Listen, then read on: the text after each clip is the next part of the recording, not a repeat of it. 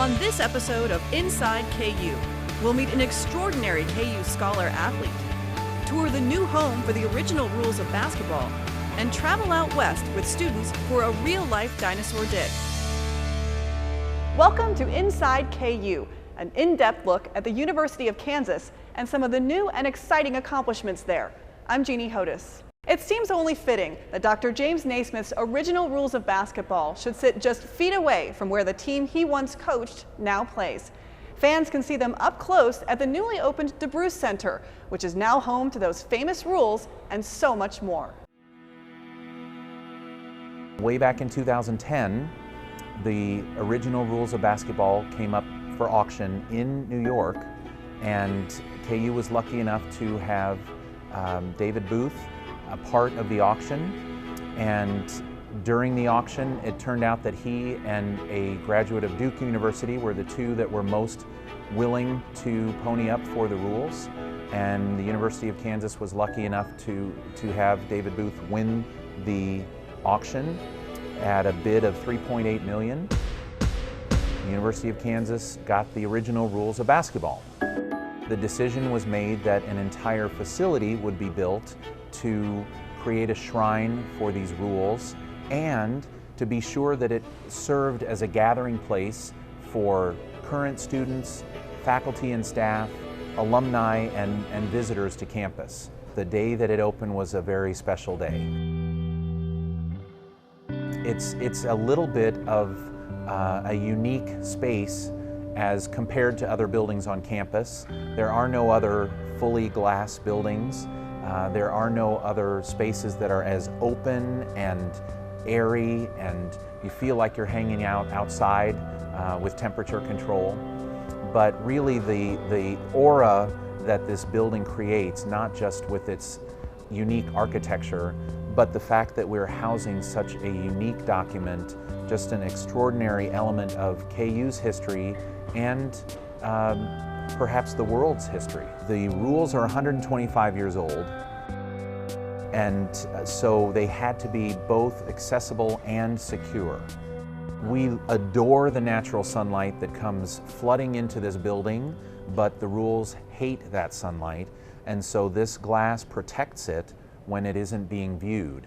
The gallery is as open to the field house as it is to the DeBruce Center. So people that are in the field house for game day will be able to access the rules gallery.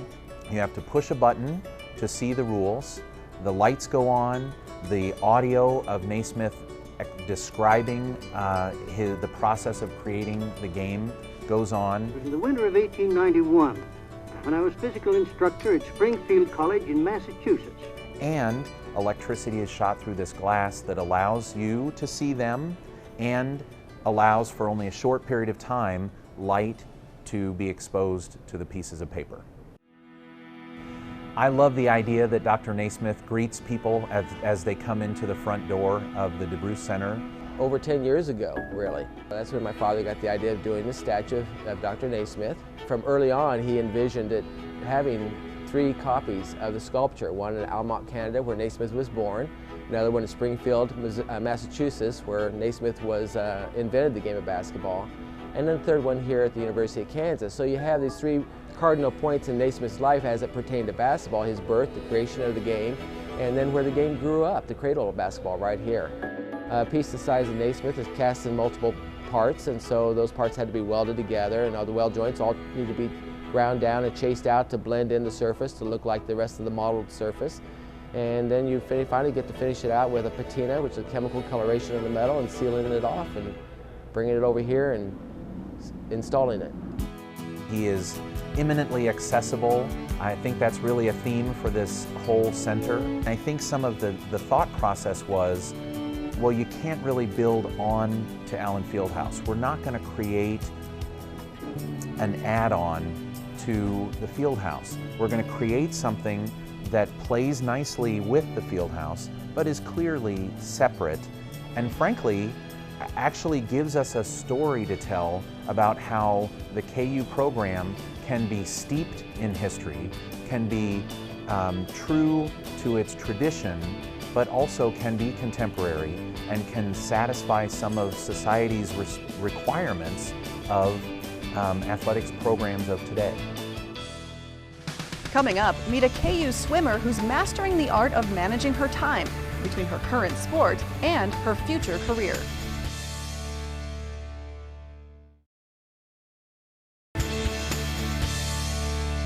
Welcome back to Inside KU. KU student athletes not only have their eyes on the prize, but their futures as well. One Jayhawk swimmer is a great example of this, as she often changes right from her swimsuit into scrubs. It's early in the morning as Hannah Angel arrives at practice. The KU senior has to juggle making time for swimming, class, her job, and preparing for graduate school. It has been a roller coaster ride in a good way. We have practice 9 times a week, and that can get very exhausting, balancing school and swimming. It is a job because you take the swimming component, 20 hours a week right there. Then they're going to class, and they're generally going to anywhere from 12 to 16 hours of class. Then for every class, you have the equal amount of homework. So you're talking a job over 50 hours a week for somebody that's 18 to 22. There's not a lot of time for the movies and the social life and that type of thing. And so they've really made a commitment to be the best. When we come to practice, we have a rule: when you walk out on deck, you just have to forget about everything else that's going on in your life. And when you dive in the water, it's just that 2 hours that you have to just clear your mind and just focus on swimming. And so that has helped me a lot in balancing schoolwork. It also forces me to manage my time well and get my homework done on time, ahead of time, and just stay on top of things in that way. Having work on top of that has been a little bit difficult. We're required to work 16 hours a month, which doesn't sound like a lot, but with swimming in school, it can get a little bit difficult to maintain that. While her extracurriculars have taught her time management, swimming has taught Hannah skills that will carry her beyond the pool. In swimming, we have to want to get better every day at practice. It can get pretty repetitive, staring at a black line for 2 hours every day, but there's always something that you have to find to improve yourself. Swimming has shaped who I am today. It helps so much with work ethic, teamwork, and leadership, and it's been a really cool experience. She is a really good leader, and there's 2 components of leadership. There's leadership by example, which she does a good job of, and then there's vocal leadership.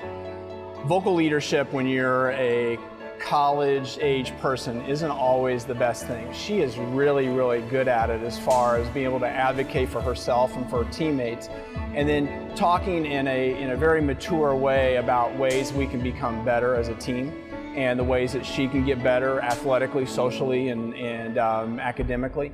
And so that vocal leadership component, I think, is something that she the team knows that, and also the coaches know.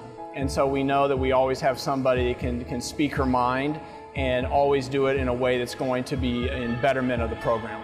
Hannah has been very successful both in the classroom and in the pool. Her senior year has presented another challenge: applying and interviewing at graduate schools across the country. In order to be competitive to get into PA school, you have to maintain fairly high GPA, and so these past 4 years, I've had to work really hard to keep high grades in my classes. And I mean, aside from that, just grades, we have to have quite a bit of community service, and also lots of shadowing hours of PAs and direct patient care experience. So there's just a ton of things that go into applying to PA school, and it's been very time consuming and has required a lot of work.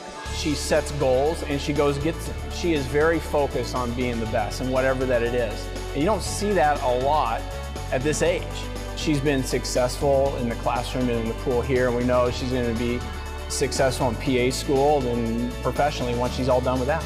It's very stressful balancing the interviews in swimming because we are just starting our dual meet season. But my coach has been extremely flexible, and I am so thankful that he's able to accommodate these interviews. In 3 years, I could be a practicing PA and be, in the clinic or in the hospital doing what I want to do. So I really look forward to that. And it's funny hearing physician's assistant. I see Hannah running whatever practice that she's in because that's just her nature. Her future is very bright and she's so successful now. I think that's just going to lead into really good things when she starts adulting. While success can be measured in the classroom and in the pool, there's one thing about Hannah's experience at Kansas that can't be measured. I love Kansas. The companionships that I've made and the friendships that I've had have been immeasurable. I would not trade this experience for anything. Coming up, hear about the latest trends and opportunities for KU undergrads.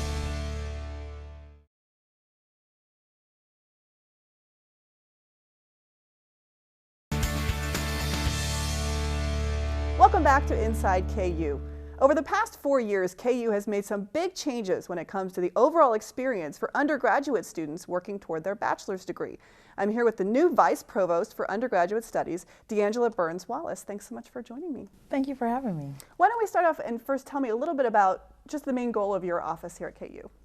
So when you think about the Office of Undergraduate Studies, we encapsulate so many things that are the backbone of the undergraduate student experience. So we like to say that we support them through their academic journey. So from the moment they walk onto campus at orientation and advising, through finding tutors and supplemental instruction, taking themselves down their career path through our career center and the offerings that we have in that office, to all of the experiential opportunities that we provide, from service learning to undergraduate research, also supporting them through offices like the Writing Center. So when you put all of that together and you think about how a student moves through their undergraduate education, undergraduate studies is designed to help with that movement, to help them get from that beginning to that end in such a way that they are really thriving as they go through their undergraduate experience. Now, back in 2013, which was before your time, I know, KU made some big changes to their curriculum for the undergraduate program. Now that a few years have passed, how does the university look at that as a success? How's that worked? So the KU Core has been something that has really transformed the nature of how students engage undergraduate education here at KU, from everything that I can see and I'm observing and learning every day. One of the things about the implementation of the KU Core was to truly ensure that students were receiving a depth and breadth of knowledge and experiences that help them solidify foundational skills, to really have that depth and breadth of knowledge, including things like ethics as well as cultural and global diversity, and really to have that moment in their curriculum where they are connecting what they learn in the classroom to the real world as well through experiential opportunities and experiences. We will have the first graduating class this year that has been under the core for all 4 years of their experience. So it's exciting to see all that they've done with it. Right now we're looking at how have they been completing the core, what has been their experiences. Last year we started the assessments of the individual courses and making sure that they are meeting their learning outcomes and the outcomes of the core. So one of the things about it is that it is an iterative process, that we are always learning and trying to make it stronger and better and ensuring that it is delivering what we designed it to be. So we're excited about where it is and truly excited about where it will go for us. Has the feedback from the students been good as well? I think so. It's a mixture. As you go through a transition period, some things work better than others. The design of it is, as long as you have assessment and evaluation built into a process, it allows you that even though some of the pieces sometimes don't line up quite right, we're looking at that and ensuring that it is still doing what it needs to do and trying to gather the feedback from faculty, from advisors, from students as to how they have been able to move through. I think as we continue to do that, we can only make it stronger. You mentioned experiential learning. That was my next question for you. That seems to be a pretty big focus for KU right now. Can you talk a little bit about that and how you guys feel that will help them navigate toward their careers? When you think about experiential learning, it is one of those spaces where it is truly designed to help a student move from that classroom to the real world experience, and to take the opportunity to say, this is my learning, this is the theory, and how do I take theory and put it into practice? And it's not the same for every single student. For some students, it may demonstrate itself in undergraduate research, whether that's in a lab or it may be in a boardroom, it may be shadowing, doing historical research. It can play out in many different ways. in the space of research, but it also may be in service learning and doing opportunities where you're engaging in the community and being able to deliver services or research within an environment in the community, whether that's a nonprofit, a community-based organization, hospitals, schools, the government, various types of environment where our students are actually able to give a piece of service, but that service is coupled with a learning opportunity where they can tie that back to the curriculums and the theories. And I've made some connections along the way that maybe can help me along this journey to get to that next step in my career. You hear a lot about how it seems to be more difficult, or a lot of students not really taking 4 years anymore to graduate college, or taking longer. And you mentioned this might help fast track them as well. What are you guys doing as a university to try to really help kids focus in so they can get in and out as quickly as possible? Being able to be intentional about helping our students identify those resources and opportunity, and having every student know, where am I in my progression to completing my degree, I think is a big part of where we are trying to go in the work that we are doing and helping our students and as a campus be more successful. Big job, very important job. Thanks so much for being here. Thank you for having me. Coming up next, we'll take you to a dinosaur dig site that's become a KU treasure trove.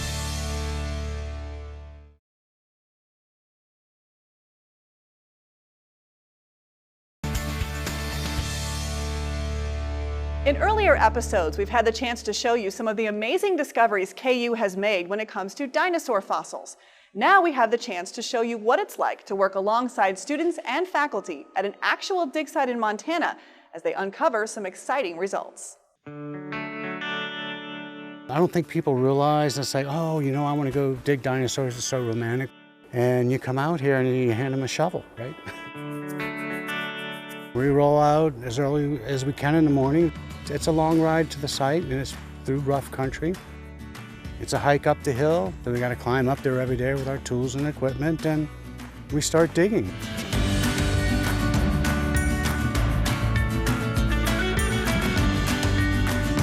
You work your way down, but we're starting to dig like archaeologists. So we take a square and we just shave it down bit by bit and carve a window right down through the bone layer into the bone zone, and it seems like every other day we get a significant bone, and most days we get lots of fragments that we know that bones are nearby. Awesome. Look at those serrations, isn't that beautiful? When somebody comes upon something, I immediately have to jump into action and collect the scientific information. So we're doing mapping, measurements, taking notes. There have to be photographs. The specimens have to be carefully wrapped and packaged and numbered, and so it's an accounting process as well. It's a time capsule, and we're just opening it up, and every time we carve down, we're turning another page.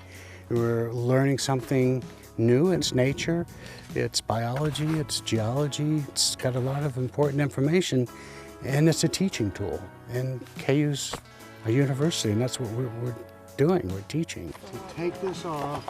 I've always loved dinosaurs and paleontology, so it's like a childhood dream for me to be here.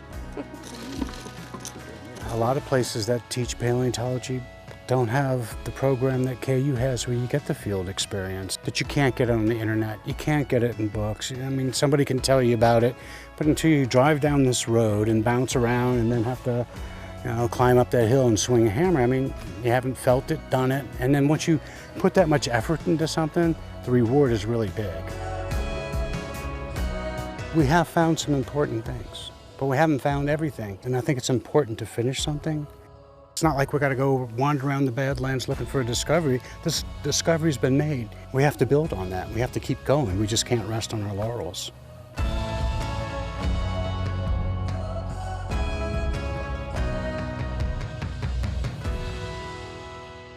Whether it's the actual backbone of a dinosaur or the rules that became the backbone of basketball, KU honors history of all kinds, adding to a broad foundation that helps students aim for the future. I'm Jeannie Hodis, and I hope you've enjoyed this journey inside KU.